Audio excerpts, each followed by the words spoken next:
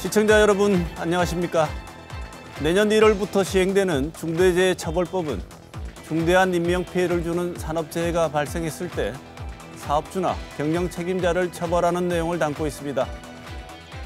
최근 정부가 법 내용을 명확히 하는 시행령을 입법 예고했지만 노동계와 경영계 모두로부터 거센 반발을 사고 있습니다. 노동계는 핵심 내용이 빠진 반쪽짜리 시행령이라는 입장이고 경영계는 규정이 모호하고 불명확하다는 이유로 보완 입법을 요구하고 있습니다. 오늘 이슈 인사이드에서는 중대재해처벌법 시행령의 내용을 살펴보고 안전한 노동 현장을 만들기 위해 어떤 변화가 필요한지 논의해보겠습니다. 또 폭염과의 사투를 벌이고 있는 선별진료소 상황 등 지난 한 주간 주목할 만한 뉴스도 살펴봅니다.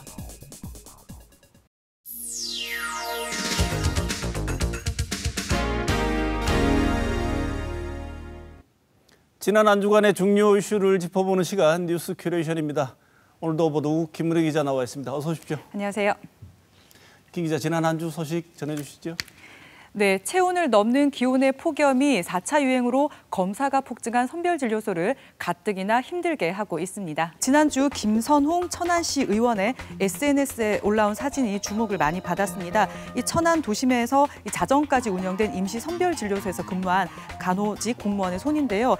찜통더위에 일회용 장갑 착용을 반복하다 보니까 이 손이 땀에 절어서 퉁퉁 붓고 까지고 부르튼 모습이었습니다. 전국에 있는 선별진료소에 나가 있는 인력들이 공이 겪고 있는 상황이죠? 예, 그렇습니다. 이 선별진료소가요, 보통 야외에 있는 경우가 많고 또 검사나 운영 인력들은 감염 예방을 위해서 방역복과 장갑을 끼고 근무를 합니다. 이 한겨울에도 답답할 것 같은 이 장비를 이 체온이 넘는 기온, 무더위에서 하는 건 정말 생각해도 힘겨운 일 같은데요. 물론 검사를 받으려는 시민들도 이 땡볕에 긴 대기줄을 서야 합니다. 대구에는요, 보건소와 병원 그리고 승차 검진 선별진료소 등 21곳이 있고요. 그리고 국채보상운동기념공원과 두류 야구장에 임시 선별진료소가 있습니다. 이 선별진료소에는 의료진들이 쉴 수 있는 그 휴게 공간의 컨테이너들이 마련돼 있지만요. 하루에 1,000명 그리고 400명가량 검사를 하는 국채보상운동기념공원이나 두류 야구장 임시 선별진료소는 아무래도 환경이 좀 열악할 수밖에 없습니다. 그래서 대구시도 그제부터 이달 말까지요, 임시 선별검사소 운영을 오후 1시에서 3시 사이에는 중단을 하도록 했습니다. 그리고 그늘막을 설치하고 얼음조끼 같은 거를 지급을 하기도 하는데요. 시민들에게도 무더운 시간대를 피해서 좀 검사소를 찾을 것을 안내를 하고 있습니다. 서울 같은 경우에는요, 선별진료소 혼잡도를 알리는 시스템을 마련을 해서 조금 도움이 됐다 이런 보도도 있었는데요. 아직 대구가 수도권만한 상황은 아닙니다만 좀 필요하다면 할 수 있다면 이런 기술적인 부분도 좀 보완을 하는 것 좋을 것 같습니다. 물론 실내가요, 냉방과 환기 부분에서 좀 신경을 써야 되는 부분이 많기는 하지만요. 이 장소를 이 특정 지역으로 고집하지 말고 다른 곳으로도 찾아보는 방법 이런 것도 좀 다양하게 논의를 해보면 좋을 것 같습니다. 네, 이미 도입해볼 만한 좋은 아이디어들이 나와 있는 것 같으니까요. 우리도 최대한 도입하는 것을 신경을 썼으면 좋겠습니다. 네. 다음 소식 전해주시죠. 네, 이런 폭염에 냉방기기 사용이 필수이다 보니 전력 사용이 급증하면서 이 전력 부족에 대한 우려가 높아지고 있습니다. 이런 가운데 정치권을 중심으로 탈원전 공방이 벌어졌습니다. 네, 전국에 강력한 폭염이 기승을 부리면서 연일 전력 사용이 올여름 최대치를 경신했습니다. 이 사용이 늘면 여유분은 줄어들 수밖에 없겠죠. 이 최대 전력 공급량에서 사용 중인 전력을 뺀 여유분을 나타내는 예비 전력은요, 지난 13일에 이 10기가와트 선 붕괴 직전까지 떨어지면서 지난해보다 한 달가량 빨리 예비 전력 수급에 빨간불이 켜졌는데요. 이 산업통상자원부는 다음 주를 전력 수급의 최대 고비로 보고 있습니다. 네, 지금 우리가 전기를 아무래도 많이 쓰다 보니까 전력 공급이 부족하다, 블랙아웃이 오는 거 아니냐 이런 우려와 걱정들이 많은데요.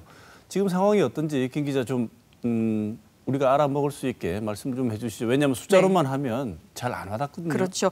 지난주 주중에 폭염이 기승을 부리면서 전력 사용이 늘었습니다. 그리고 앞서 13일에 10기가와트 선이 무너질 뻔도 했는데 공급이 늘면서 다행히 예비 전력은 주중에 계속 10기가와트 이상을 유지를 했습니다. 이 전력 당국은요, 예비 전력이 5.5기가와트 이상이면 정상 상태로 보고 5.5기가와트 미만으로 보면은 전력 수급 비상 경보 단계를 발령을 하는데요. 1기가와트가 떨어질 때마다 5단계로 나눕니다. 하지만 발전기 고장이나 이상 고온 등의 돌발적인 상황 상황에 대비를 하려면 예비 전력이 보통 10기가와트, 예비율은 10%를 넘어야 안정적인 것으로 간주를 합니다. 이 와중에 탈원전이 또 소환이 됐다지요? 네, 그렇습니다. 이 정부가 전력 부족이 좀 우려된 상황이라서 공공부문에서 전력을 최소화하도록 하는 조치에 공문을 보냈고요. 또 계획 정비 중이던 원전 2기를 재가동을 앞당겼습니다.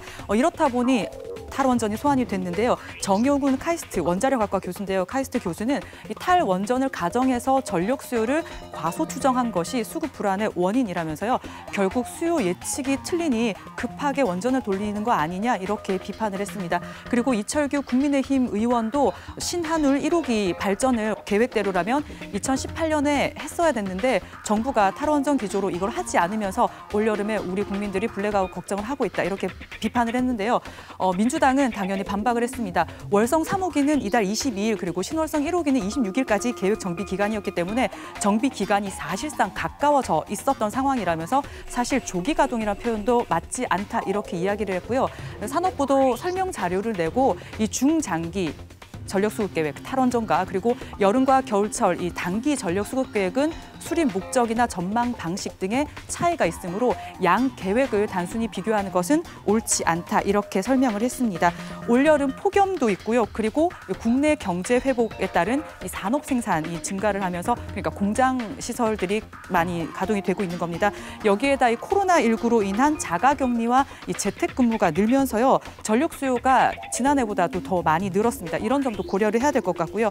그리고 이상기후가 잦아질수록 이 전력 수급 문제는 언제든지 반복이 될 수 있습니다. 혹한 혹서마다 전력이 부족하면 이 원전을 소환하는 이런 순환을 끊기 위해서요. 좀 전력 수요 관리도 마련이 돼야 될 것 같습니다. 네, 제 경험으로 볼 때는 혹한기, 혹서기에 전력 문제 뉴스가 안 된 적이 없었던 것 같아요.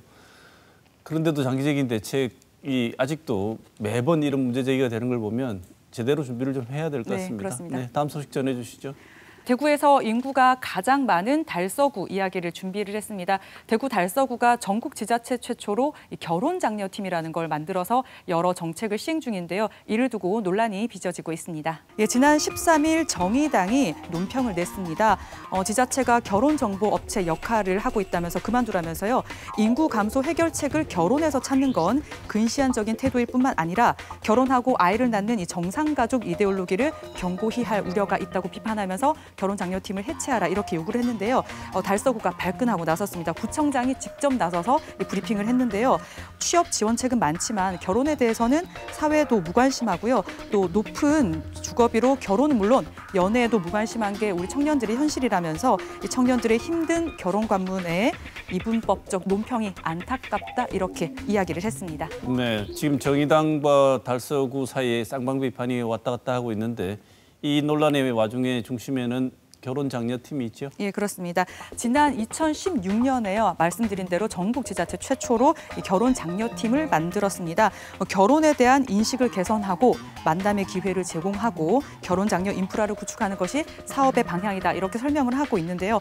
미혼 남녀의 소개팅을 주선하는 것도 있고 웨딩북이나 예식장 대여 등의 사업도 있습니다. 매 자녀 천생연분 찾는 데이 이런 행사도 있는데요. 이 신청한 부모들이 현장에 나가서 서로의 자녀에 대해서 이야기를 하고 이 매칭이 되면 구청에서 인적사항 확인 등을 거쳐서 부모들에게 자녀들의 연락처를 제공하고 이런 방식의 행사도 있습니다. 우리가 명절이 되면 가장 듣기 싫은 얘기 순위에 공부 잘하니, 취업은 안 하니, 그리고 꼭 하니. 빠지지 않는 게 결혼은 언제 하니잖아요. 네, 그렇죠. 그런데 지금 얘기되고 있는 이런 내용들이 일각에서 또 한편 보자면 현대의 결혼관에 조금 잘 맞지 않는다는 이런 생각도 들 수도 있을 것 같은데요. 지금 젊은 층은요, 이 가족과 결혼의 형태를 이전 세대와 다르게 인식을 하고 있습니다.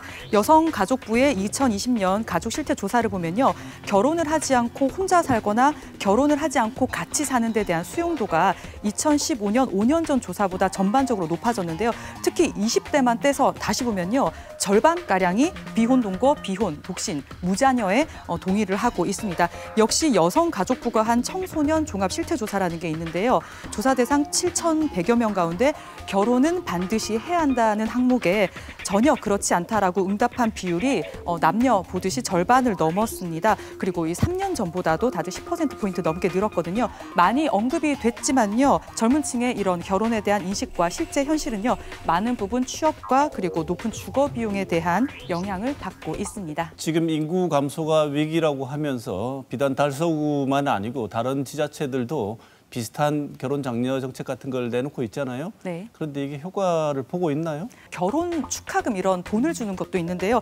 출산 정책에서도 받듯이 사실 그럼에도 불구하고 효과가 있다라고 이렇게 단언할 수는 없을 것 같습니다. 취업과 그리고 멀기만 해 보이는 내 집 마련 기회뿐만 아니라 또 가사 분담이나 양육에 치일 것 같아 싫다라는 이 젊은 남녀들의 의견은요. 기성세대 결혼 문화의 문제점과 갈등을 보아왔기 때문인 점도 있을 겁니다.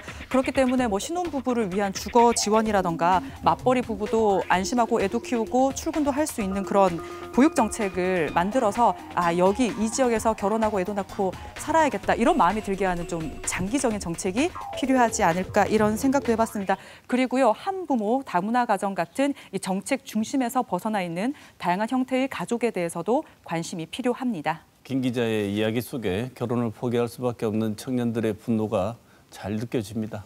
네, 마지막 소식 전해주시죠. 지난 한 주 대선 주자들이 잇따라 대구를 방문했습니다. 더불어민주당 대선 후보인 추미애 후보가 대구를 찾았습니다. 동화사를 방문하고요. 북콘서트도 열면서 지지세 모으기에 나섰습니다.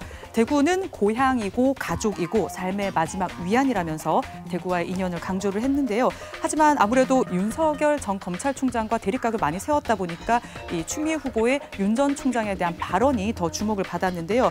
윤 전 총장 저격수냐는 질문에 윤석열을 겨냥해서 정치 인생을 건 건 아니다 이렇게 얘기를 하면서 윤석열은 이미 저격됐고 추락하는 건 시간 문제다 이렇게 이야기를 했습니다.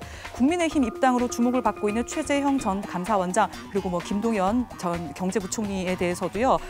윤 전 총장을 꿩이라고 얘기를 했었는데 이들은 닭이다 이렇게 얘기를 했습니다. 감사원장이나 검찰총장은 중립, 정치 중립을 생명처럼 여겨야 하는 자리인데 이걸 박차고 나온 거는 헌법을 흔드는 정도로 본다 이렇게 비판을 했습니다. 그리고 추 후보에게 대구시장 출마와 관련한 이야기가 많이 나오고 있는데요.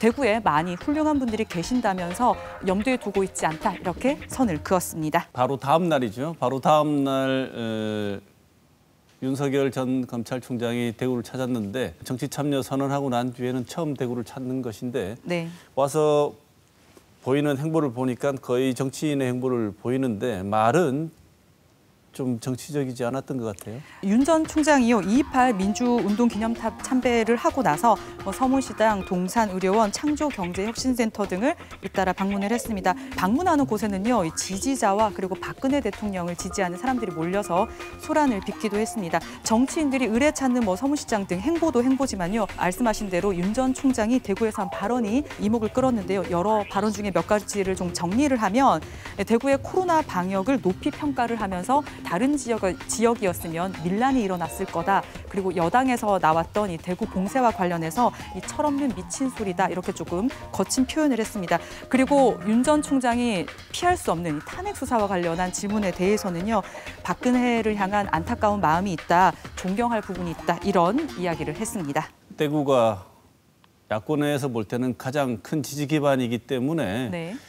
여기 와서 표심 공략을 하는 것은 당연한 수순이겠지요. 근데 여기 와서 대구 방문을 해서 윤석열 전 검찰총장이 얻은 게 저는 별로 없어 보이는데 저만 그런 생각이 드나요?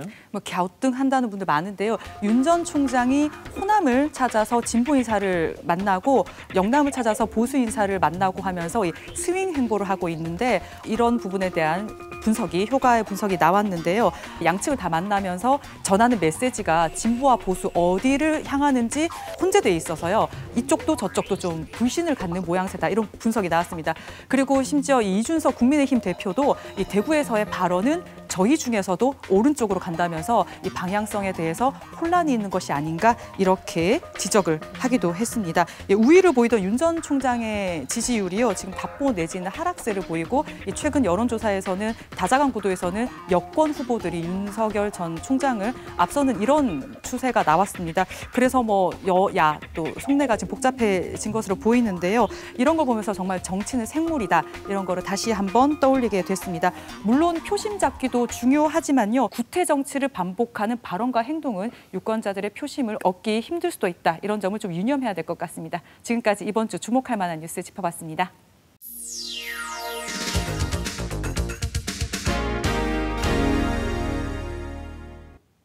산업 현장에서 중대재해가 발생한 경우 사업주나 경영 책임자를 처벌할 수 있도록 하는 중대재해처벌법 시행이 6개월 앞으로 다가왔습니다. 구체적인 법 운용 방안인 시행령이 입법 예고됐지만 경영계와 노동계 모두 반발하고 있는데요. 오늘 시사톡톡에서는 중대재해처벌법 시행령의 내용을 살펴보고 안전한 노동 환경을 만들기 위해서는 어떤 대책이 필요한지 논의해보겠습니다. 먼저 오늘 나와주신 두 분 패널 소개하겠습니다. 정덕화 대구경영자총협회 사무국장 모셨습니다. 어서 오십시오. 네, 안녕하십니까. 정은정 민주노총 대구지역본부 비정규 사업위원장 모셨습니다. 어서 오십시오. 반갑습니다. 네, 먼저 중대재해처벌법과 관련된 내용들을 일단 짚어보고 쟁점이 되는 사항들을 한번 토론해 보도록 하겠습니다. 내년 1월 27일부터 이제 중대재해처벌법이 시행이 되게 됩니다. 중대한 인명피해를 내는 산업재해가 발생했을 경우 사업주에 대한 처벌 강도를 높이고 있는 내용들을 주로 담고 있는데요. 적용 대상에는 중대산업재해라는 것도 있고요. 중대시민재해라는 것도 있습니다. 이 두 내용에 우리 흔히 알고 있기로는 사업장에 있는 중대산업재해만 알고 있는 내용이 대부분인데요. 이 두 개 차이가 어떤 거죠, 위원장님? 예, 말씀하신 것처럼 산업재해는 노무를 제공하는 사람이 또 그 작업이나 그 밖의 업무로 인해서 재해를 당한 것을 산업재해라고 하고 있습니다.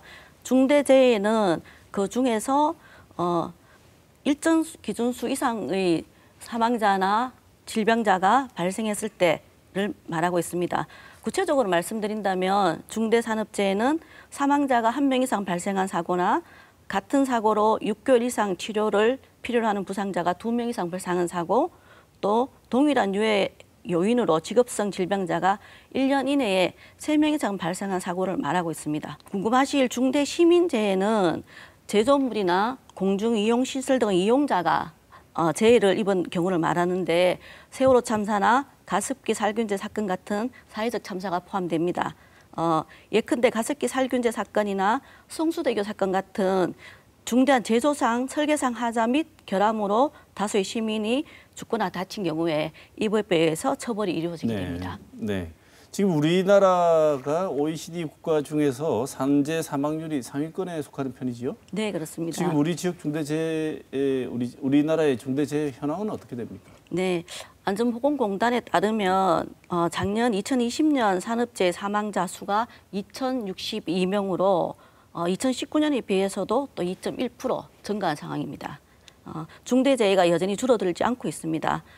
우리 지역 상황 살펴보면 올 들어서 우리 대구 지역에서 사망한 사건은 사망사고 중대재해는 4건입니다. 이 중에서 떨어짐, 추락으로 인한 사망사고가 3건이고 그중에 2건은 건물 외벽에 현수막 설치 공사 중에 일어났고 한 건은 건물 증축 공사 현장에서 추락한 사건입니다. 네. 예. 우리 사회에서 중대재해에 대한 논의가 계속 있었음에도 불구하고 여전히 이 중대재해가 줄지 않고 있는 상황인데요. 그래서 이 법의 시행이 더 중요해 보이는데 법 적용 시기 그것과 관련해서 지역 기업들 입장은 어떤지 한번 들어보고 싶습니다. 어떤 것을 중점적으로 준비를 해야 될지요? 우선에 그 산업 보건 관리 체계의 구축 및 또 실행의 적정성 여부를 또 사전에 점검하고 또 미흡하면 개선하도록 하는 등의 선제적 활동이 사실은 굉장히 중요한 사항입니다. 그런데 현실은 이러한 것들에 대한 것들은 여력이 있는 대기업 정도에서 지금 실행이 되고 있고요. 중소기업에서는 사실 전문 인력도 확보하지 못한 상태에서 이런 부분까지 좀 커버를 하지 못하는 그 준비가 안 된 그런 상태에 있습니다. 또 실제로 시행령 입법 예고되고 난 이후에는 전문인인 그 안전보건관리자의 인력난이 굉장히 가중되고 있는 상태입니다. 사실 실제로 대기업들에서는 뭐 인력 스카우트 경쟁이 벌어지기도 하고 있고요.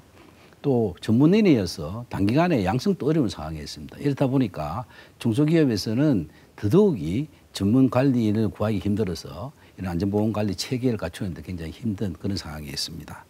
특히 우리 지역은 300 미만 사업장이 거의 대부분이어서 더욱더 어려움이 있을 것으로 보이고요. 따라서 이러한 것들을 좀 준비할 수 있도록 이제 뭐 한 5개월 정도 안 남았는데 중소기업 준비하기에는 굉장히 시간이 좀 촉박한 상황이고 또 미비한 부분들도 개선해야 될 부분도 있어서 법을 개정해서 저희들은 뭐 시행 시기를 좀 늦춰야 된다고 합니다만은 부득이 개정하지 못한다면은 시행령을 했어도 그 조치를 좀 유예를 해서 충분히 준비할 수 있도록 하는 게 중요하다고 생각합니다. 기존의 시행령이 만들어지기 전에도 이런 내용들에 대해서 건의를 하고 반영되도록 노력을 하셨을 텐데 여전히 반영이 되지 않았다는 그렇죠. 입장이십니까? 계속해서 저희들은 지금도 중대재해법이 산업안전보건법의 특별법 형태로 굉장히 그 처벌을 가중하고 있는 상황에서 불구하고 처벌의 명확성이라든지 개념이라든지 이런 게 불명확하기 때문에 개정을 계속 요구하고 있습니다. 네. 그래서 그런 것들이 좀 고쳐져야지 산업 현장에서 잘 안착될 것으로 이렇게 생각하고 있습니다. 네, 그러면 지금 시행령이 발표된 중대재해처벌법의 구체적인 내용을 한번 살펴보겠습니다. 이미 이 시행령 안을 12일부터 40일간 입법 예고를 하고 시행을 할 거라고 내용을 밝히고 있는데요. 위원장님, 지금 입법 예고된 시행령의 주요 내용 먼저 좀 살펴볼까요? 네, 시행령은 법에서 위임하고 있는 직업성 질병의 범위, 또 공중이용시설의 범위를 규정하는 것을 1차적으로 하고 있고요. 그다음에 중대산업재해나 중대시민재해를 줄이기 위해서 안전보건관리체계 구축이나 이행에 관한 조치들을 규정하고 있습니다. 이 구체적인 내용들에 대해서 지금 쟁점이 된 상황은 또 토론을 하겠습니다만 노동계가 제일 반발하고 있는 내용은 뭐지요? 예, 민주노총과 노동안전보건단체들은 이번 시행령이 법 제정의 취지를 제대로 살리지 못하고 있다고 생각하고 있습니다. 중대재해처벌법은 이런 산업재해나 시민재해를 실질적으로 줄이기 위해서는 이런 재해가 개인의 과실이 아니라 기업의 조직적 범죄라는 사회적 인식이 필요하다고 생각하고 특히 중대재해를 줄이기 위해서는 실질적 권한이 있는 경영 책임자의 책임을 분명하게 하고 그 책임이 제대로 다하지 않았을 때는 처벌하는 것이 중요하다고 생각하는데 지금 이 안들은 좀 경영적 책임자의 책임 범위도 줄여놓고 있고 질병의 범위나 공중이용시설의 범위들도 제대로 규정하지 못하고 있기 때문입니다. 실질적으로 노동계가 요구해왔던 내용들이 반영이 거의 안 됐다고 보십니까? 예, 많이 부족하다고 생각합니다. 네, 예. 뭐 법을 입법하는 데 있어서 한쪽 입장만 반영을 할 수 없기 때문에 그렇겠지만 노동계는 굉장히 지금 중대재해처벌법과 그 시행령에 대해서 평가가 좀 박하신 것 같은데 경영계 입장은 어떻습니까? 예, 그렇습니다. 중대재해처벌법이 사실은 그 충분한 논의나 검토 과정 없이 급격하게 만들어졌습니다. 사실 이 법의 시효라고 할 수 있는 그 영국의 법인 과실치사법도 한 13년 정도의 논의를 거쳐서 만들어졌던 거예요. 그러다 보니까 경영자의 책임이나 정의, 의무 등에 대해서 아직까지 불명확하고 법에서도 불명확한 것들이 시행령에서도 아직 구체화되지 못해서 그 의무 주체가 명확하지 않아서 얼마만큼의 그 의무를 수행해야 되는지 그 준비가 사실 하기 힘든 그런 상황이 있습니다. 또 구체적으로 그 내용을 보면은 직업적 질병에 대해서도 목록만 지금 한 24가지로 규정을 하고 있고요. 네.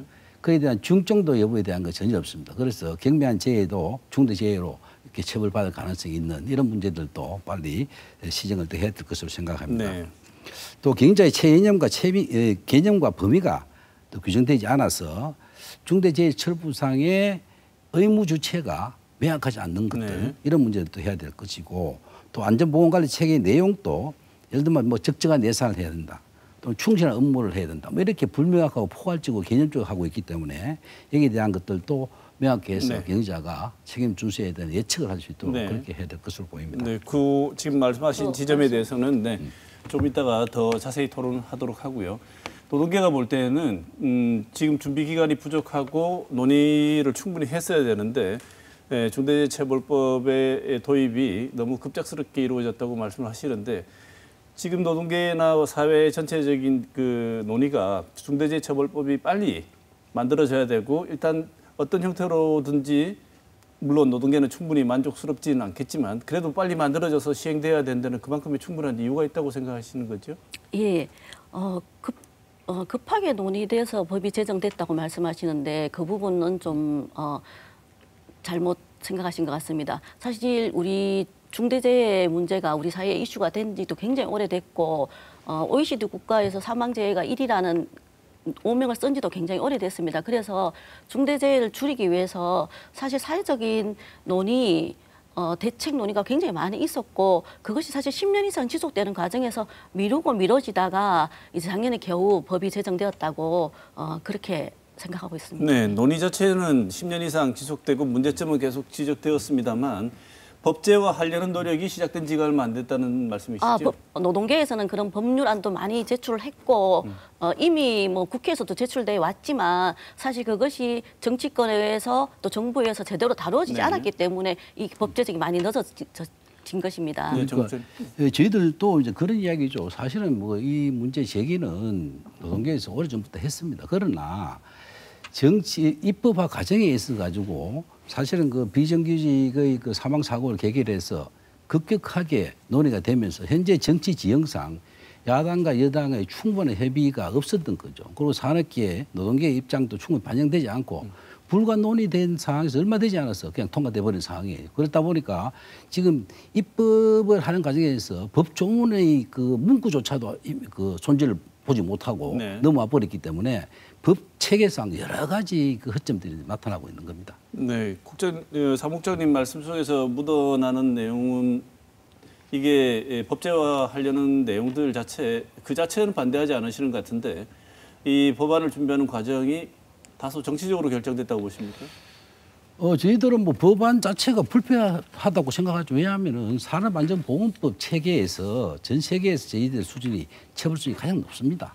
그리고 그 법이 대폭 강화되어서 금년 1일부터 시행이 됐었습니다. 네. 그게 시행돼 가지고 적용도 하기 전에 거기에 대한 특별법 형태로 정부 가중처벌하는 이런 형태의 특별재해법이 만들어지는 것들은 저희들 반대를 하죠. 그렇죠. 네. 아예 이 중대재해처벌법 자체가 도입되는 것이 불필요하다. 기존의 법 체계에 대해서 수용이 저희들은 가능하다는 것입니다. 원래 그렇게 이야기를 생각을 하고 있습니다. 그런데 이제 그게 불가능하다면은 많은 대폭적인 개정이 있어야 됩니다. 네, 중대재해처벌법이 도입이 되기 전에 기존 법 체계 내에서도 충분히 이 법이 유도하는 것은 이룰 수 있었는데 그럼에도 불구하고 중대재해는 계속 발생하고 있고 줄 기미는 보이지 않고 잊을만 하면도 아니에요.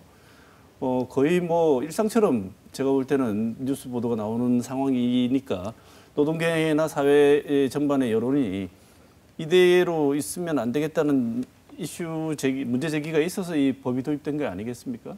예, 기존의 산안법으로도 충분하다고 말씀하셨는데 바로 며칠 전에 작년에 이천에서 있었던 물류센터 공사장에서 있었던 대형 사고에 대해서 2심 재판이 있었는데 이 한익스프레스에 대해서 1심에서는 과실치상과 산업안전보건법 위반 혐의를 인정을 했었는데 항소심에서는 무죄가 선고됐어요. 네. 예, 화재 참사로 38명이 목숨을 잃었는데 원청업체인 관리자들은 무죄가 선고됐고 관계 공무원들도 이 법을 피해갔습니다. 이런 일들을 두고 이 산업안전보건법이 충분하다고는 절대로 말할 수 없다고 네. 생각합니다. 그러니까 저희들도 네. 산업안전보건법이 충분하다기보다는 특별법인 중대재해법을 새로 만드는 것이 아니라 산업안전보건법을 보완할 필요가 있다는 거예요. 그래서 특히 지금 우리나라의 이 산업안전관계는 처벌 위주로 되어 있습니다. 그러나 선진국 어디를 봐도 처벌 위주로 되어 있지 않죠. 산업안전은 사전에 예방하는 게 중요합니다. 사고 난 결과에 대해서 처벌하는 게 중요한 게 아니고 네. 예방 시스템을 가야 되는데 네. 법 체계가 지금 처벌 위주로 되어 있기 때문에 예방관리 시스템을 가야 되고 정부의 의무도 지금 다 하지 않고 있습니다. 예방관리 시스템에 대한 가이드라인이라든지 라든지 업종별 특성에 맞는 맞춤형 지도 기술 지침이라든지 이런 것들 마저 보급을 하고 지도해야 되는 이런 상황인데 불구하고 처벌만 네. 적발만 하고 있는 거죠. 네, 사고가 발생하고 난 뒤에 아무리 강하게 처벌을 해도 실질적인 얻을 수 있는 건 없다. 그래서 미리 막는 것이 훨씬 더 중요한데 그 부분이 부족하시다는 지적이시죠? 저희들 전체적인 산업안전관리법 체계가 처벌 기준에서 예방 관리 차원을 바뀌어야 네. 된다. 이런 기조를 가지고 있습니다. 그렇다면 지금 이 법이 시행되게 되면 사무국장님 보시기에는 지금 중대재해가 발생하는 빈도가 이 법의 시행과 함께 줄어들 가능성이 있다고 보십니까? 저희들은 방금 말씀드린 대로 적발 처벌 위주로 가는 것들은 그렇게 큰 도움을 받기는 어렵다. 여전히 예. 이 효과가 없을 것이라고 보십니까? 그보다는 차라리 예방 관리를 할 수 있는 시스템을 갖추고 네. 또 감독관들의 전문성을 또 역량을 키워야 될 것이고 또 중소기업에서는 전문 인력도 구하기가 사실 어렵습니다. 그래서 그런 인력 양성에 대한 공급, 그다음에 무척 중요한 기술적 가이드 지침, 업종별, 산업별 특성에 맞는 부분들을 세밀하게 만들어야 됩니다. 이런 네. 것들은 정부에서 만들어서 배포를 하고 프로그램으로 그 역량을 키울 수 있도록 하고 이런 조치들이 필요한 거죠. 네. 민주노총 쪽에서 보시기에는 지금 이 법이 시행되면 부족하긴 하지만 그나마 효과가 있을 거라고 보십니까? 네. 누구든 이 법을 통해서 처벌이 목적은 아닐 거라고 생각합니다. 우리가 다 같이 목표로 하는 것은 중대재해를 줄이는 겁니다. 그런데 중대재해를 줄이겠다고 정부에서도 얘기하고 또 노동계나 경영계나 모두 그렇게 얘기를 하는데 근데 왜 우리 사회의 중대재해는 계속 줄지 않는가에 대한 고민이 있는 것이고 그것이 사실은 가이드라인이 부족하다.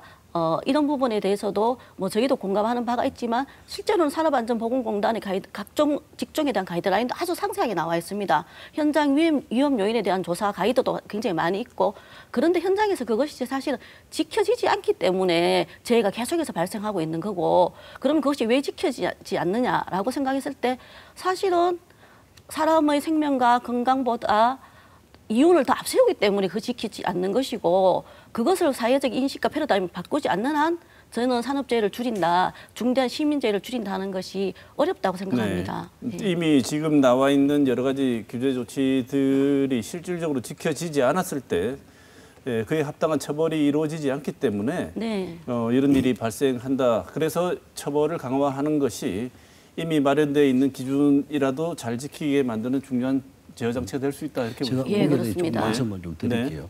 사실 뭐 산업안전보건법에 가 있는 규정 안전관리 보건 그 규정만 해도 1,222개에 이르어요.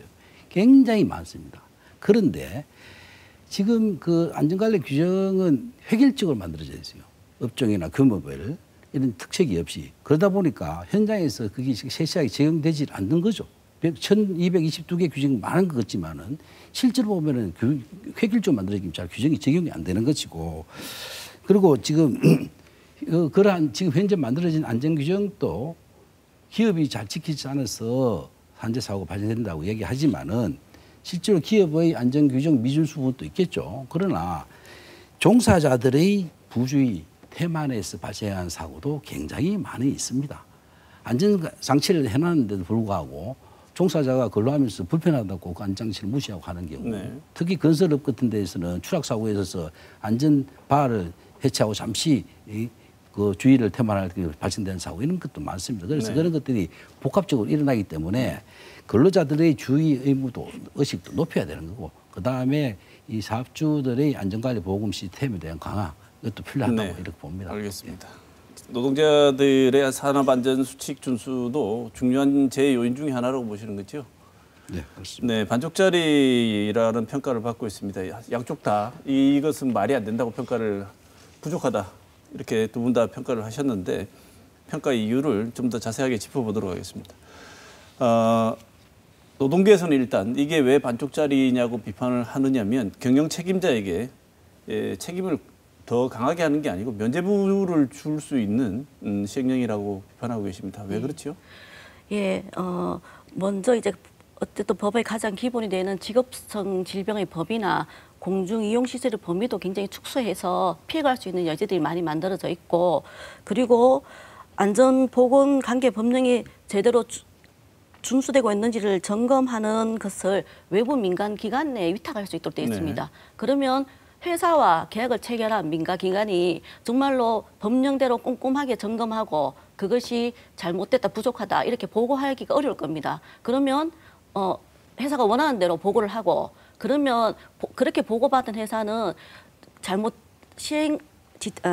조치를 취하지 않았다 하더라도 보고가 안 되었기 때문에 그것을 피해갈 수 있는 이런 법들이 구멍이 있는 겁니다. 네. 예. 그래서 그리고 또 중대재해가 발생한 사업장을 공표하는 방식도 문제가 있는데 지금 시행령에는 형이 확정되고 1년 동안 공표하도록 되어 있습니다. 네. 그러면 이 사건이 발생하고 형이 확정되기까지는 수년이 걸릴 것이고 그 기간도 1년밖에 안 되면 공표함으로 인해서 사회적인 개선이 되는 부분들은 사라지게 됩니다. 그래서 그런 것들이 피해갈 수 있도록 만들어져 있기 때문에 문제가 있다고 생각하는 겁니다. 네. 네.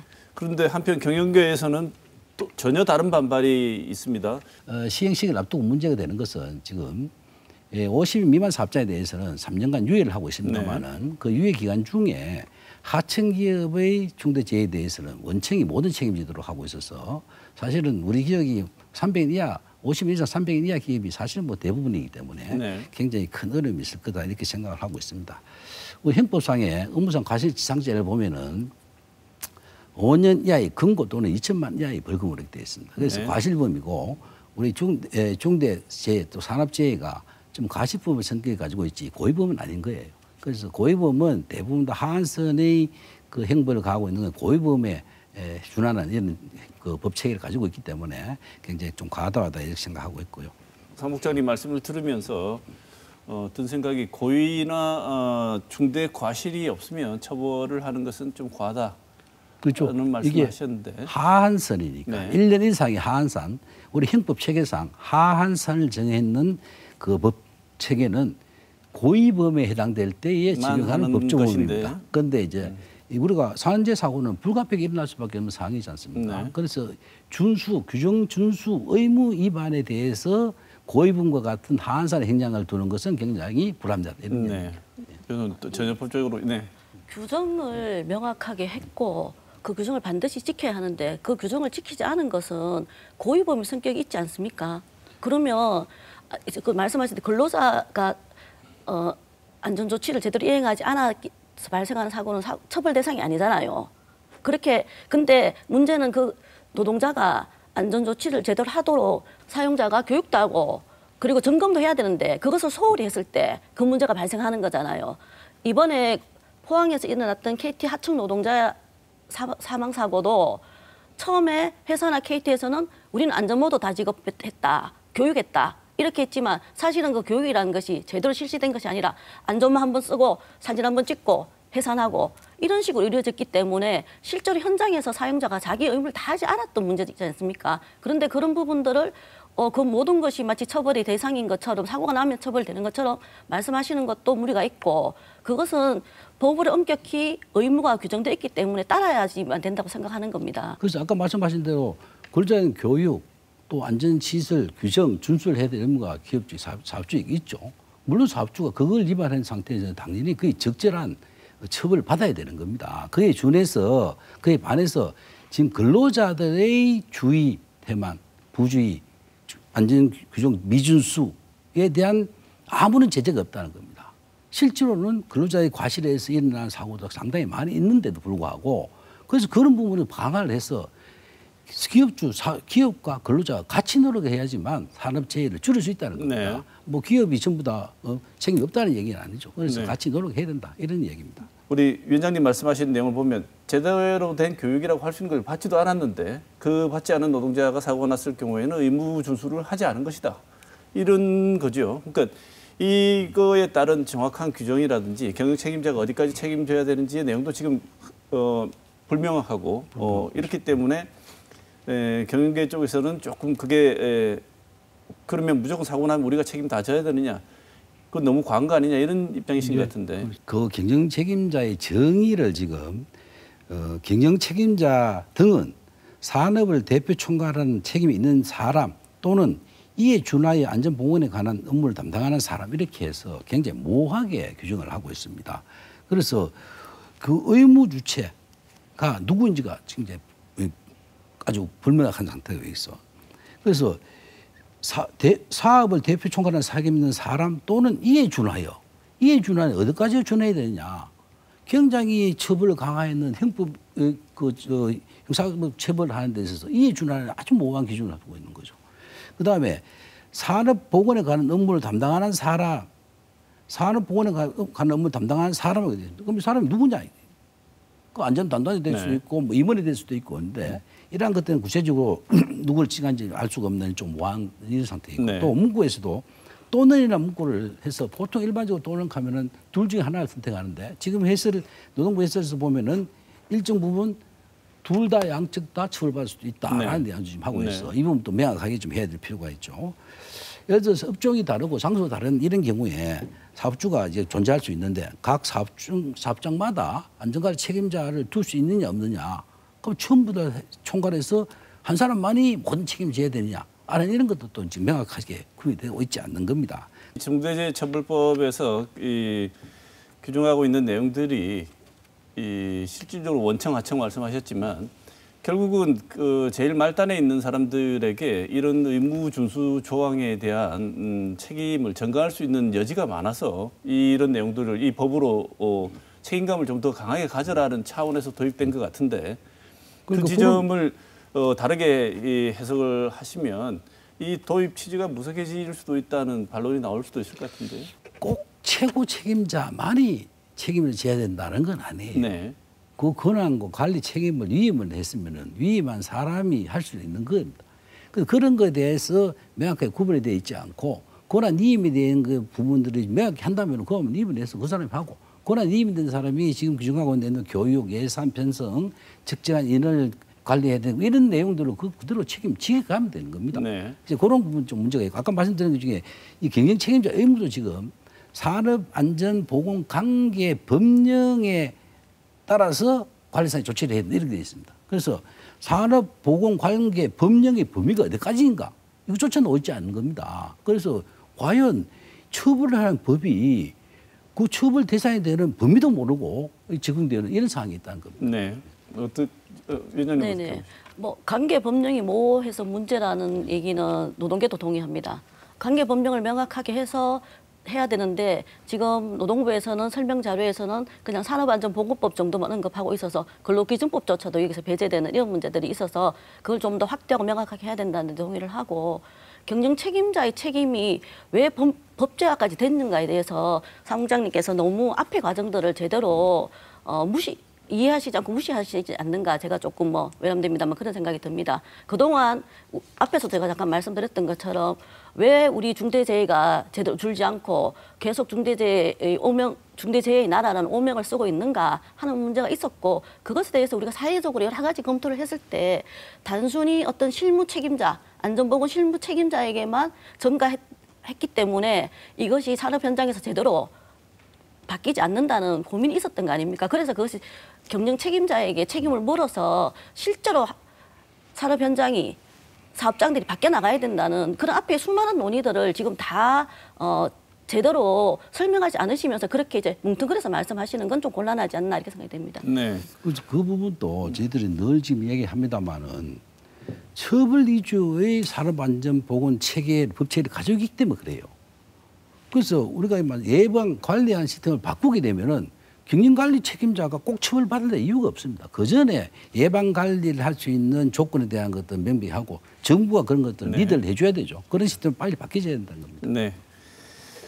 이 부분은 제일 큰 쟁점인 것 같습니다. 이 부분에 대해서는 조금 더 시행령이 또는 보안입법이 필요해 보이는 두 분 다 양쪽 다 그런 생각을 가지고 계신 것 같은데요.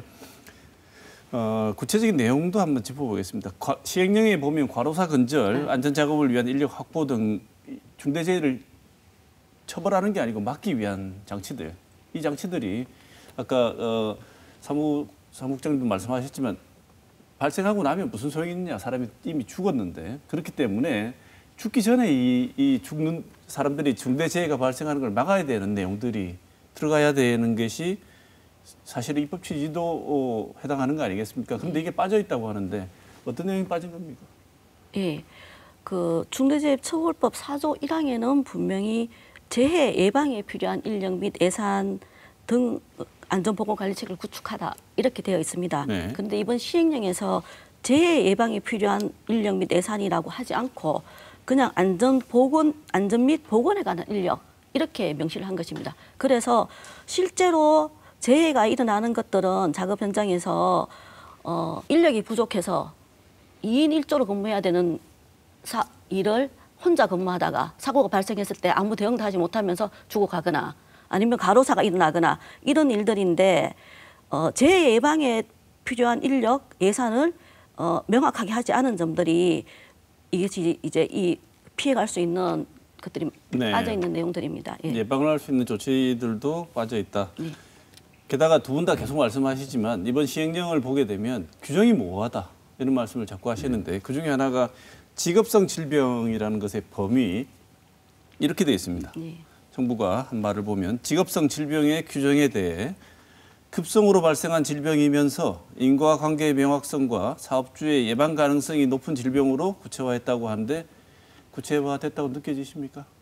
이 중증도 기준이 전혀 없습니다. 발생만 되면은 가볍고 경미한 질병이라도 3명 이상 발생되면 네. 중대재해로 취급될 수 있기 때문에 이 부분 너무 과한 정도다. 네. 그래서 좀 가벼운 현기증, 한기, 가벼운 두드레기 이런 것들도 많이 있거든요. 네. 그런 것들까지 3건 이상 발생되면은 중대재해로 가기 때문에 굉장히 좀 불합리하다 이렇게 되었고요.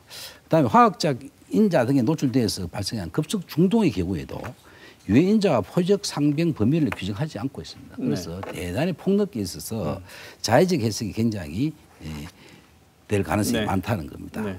안전보건관리체계 구축과 이행에 관한 조치가 있는데요. 이것에 관한 적정 인력 배치, 적정 예산 편성 이렇게 되어 있습니다.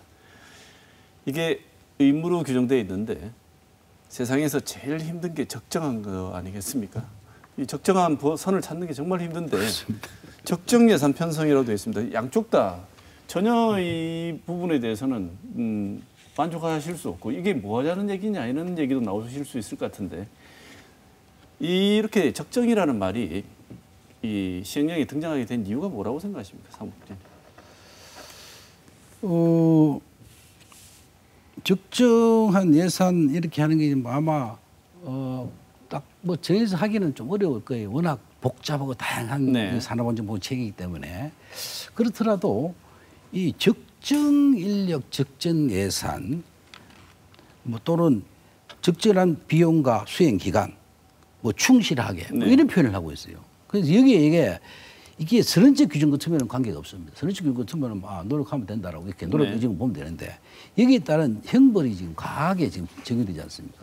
형벌이 적용되기 전에 포단격하고 구체적으로 적용되어 있는데 불구하고 네. 너무 이렇게 추상적으로 되고 있다 보니까 이 경영 책임자가 자기가 안전 및 보건 확보 의무가 어떤 건지를 모르고 얼마만큼 내가 의무를 준수를 해야지만 처벌을 받지 않을까 하는 걸 전혀 모르는 상태에서 가야 되는 네. 아주 모호한 이런 상황인 거죠. 근데 이 부분은 아까 앞서 사무국장님 말씀하실 때 사업장이 규모가 크지 않고 굉장히 각각 사업장마다 이 상황이 다르고 하기 때문에 법으로 일괄 규정을 할 수도 없고 자세하게 적을 수가 없는 게 사업장마다 필요한 적정선이 다 다를 수 있다고 생각해서 이렇게 규정했을 수도 있는데 그렇다면 이 사업주가 규정하는 게 아니고 반드시 합의를 통해서 적정선을 도출하라는 어떤 이런 규정, 보안 규정 같은 거를 혹시 노동계에서는 제기해 보신 적이 있나요? 네네, 저희는 그렇게 지금 요구를 하고 있습니다. 말씀하셨던 것처럼 적정하다는 것이 너무나 모호하다는 것에 공감을 하고 그래서 이 적정하다 이렇게 얘기할 것이 아니라 현장에서 일하고 있는 노동자들의 목소리를 들어서 그것이 기준을 합의해서 마련해야 된다고 생각합니다. 그리고 또 이미 나와 있는 이제 작업에 대한 매뉴얼들이 상당 부분 있거든요. 예를 들면 공공기관 같은 데서도 철도 운행이나 지하철 운행이나 또 이런 건설 현장에서 뭐 2인 1조로 근무한다든가 태안화력발전소의 김용균 노동자 같은 경우도 사실은 매뉴얼이 있었지 않습니까? 2인 1조로 근무해야 한다. 이런 매뉴얼도 있기 때문에 그런 매뉴얼들을 더 분명하게 하는 것이 필요하다. 이렇게 모호하게 적정하다라고 할 것이 아니라 기존에 있는 매뉴얼을 더 분명하게 하고 현장 노동자들의 목소리를 제대로 들어서 그것을 합의를 통해서 반영해야 된다. 이렇게 생각합니다. 네. 그럼에도 불구하고 노동계는 5인 미만 사업장은 아예 제외됐고 50인 미만 사업장은 유예됐습니다.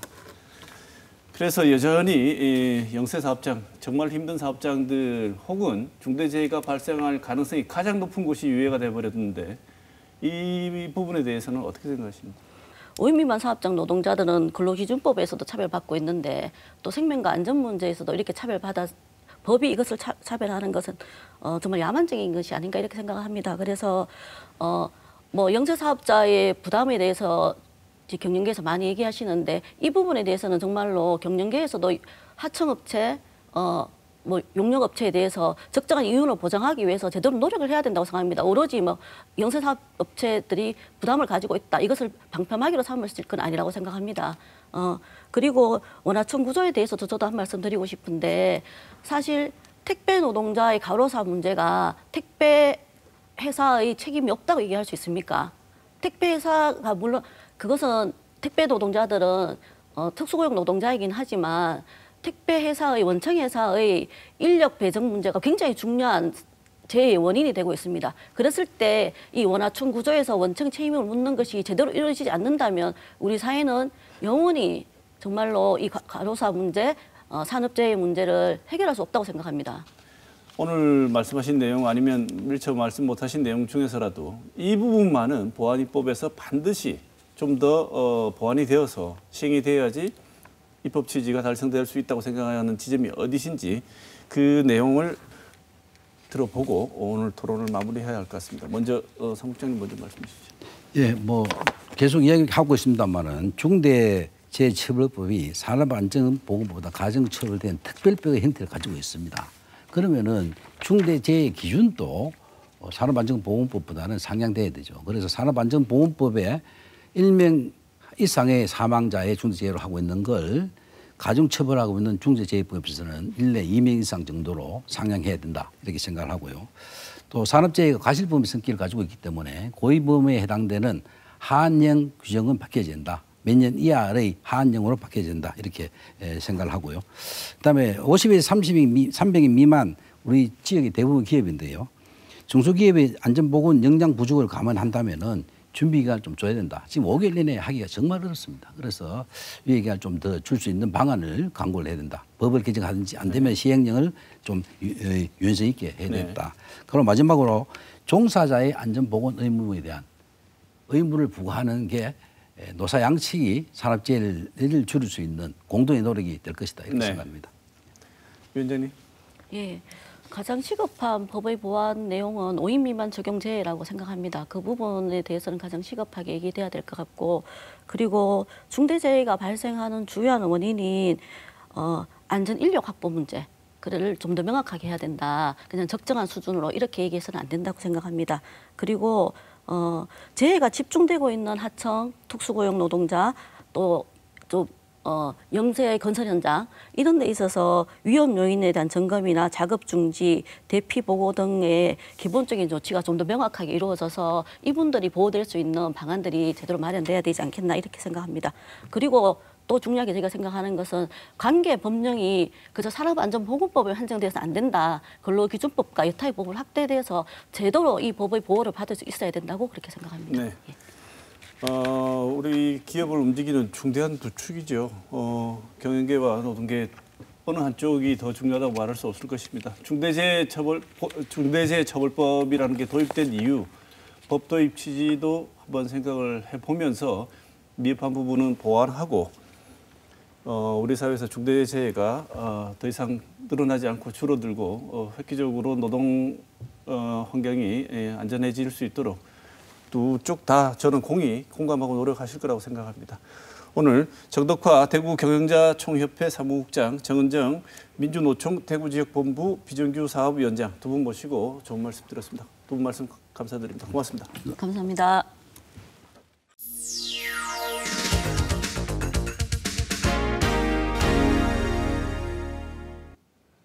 야권 대선 후보 중 선두를 달리는 윤석열 전 검찰총장이 지난 20일 대구를 방문했습니다. 그는 코로나19가 대구에서 시작했기에 잡혔다. 다른 지역이었으면 질서 있는 처치가 안 되고 밀란부터 일어났을 것이라고 말했습니다. 졸지에 다른 지역민들은 밀란을 일으킬 뻔한 사람들이 되어버렸습니다. 그런데 대구가 힘들어하던 그때 전국에서 의료진이 몰려와 주었고 환자 수용의 부담을 기꺼이 나누기도 했습니다.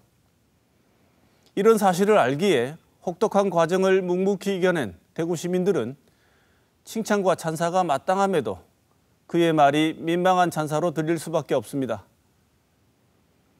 불교에선 말과 관련해 구업을 짓지 말라고 가르칩니다. 구업은 입으로 짓는 모든 죄업을 말합니다. 이간질로 화합을 깨뜨리는 양설은 4가지 대표적 구업 중 하나입니다. 진의가 왜곡되었다는 말은 한 번쯤 해볼 수 있는 변명입니다.